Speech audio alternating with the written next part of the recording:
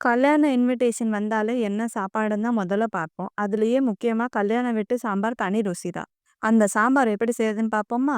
முதல்ல தேவையான அளவுக்கு துவரம் பருப்ப கழுவி, ஊற வச்சு குக்கர்ல சேர்த்து கொஞ்சமா மஞ்சத்தூள், உப்பு, தேவையான அளவுக்கு தண்ணி ஊத்தி நல்லா சாஃப்ட்டா வேக விடுங்க.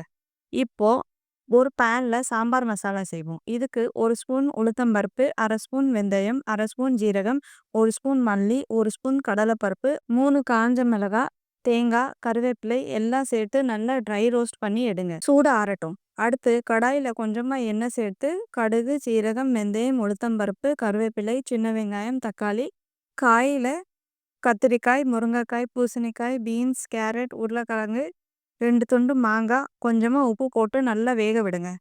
வெந்த துவரம் பருப்பும், புளி கரைச்சலும் சேர்த்துக்கோங்க. ட்ரை ரோஸ்ட் பண்ணி அரைச்சி வச்சிருக்க சாம்பார் பொடியை 2 ஸ்பூன் போட்டு நல்லா கலக்கி விட்டு வேக விடுங்க.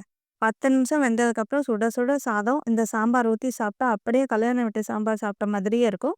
உங்கள் வீட்லேயும் இந்த ரெசிபியை ட்ரை பண்ணி பார்த்துட்டு எப்படி இருக்குன்னு சொல்லுங்கள்.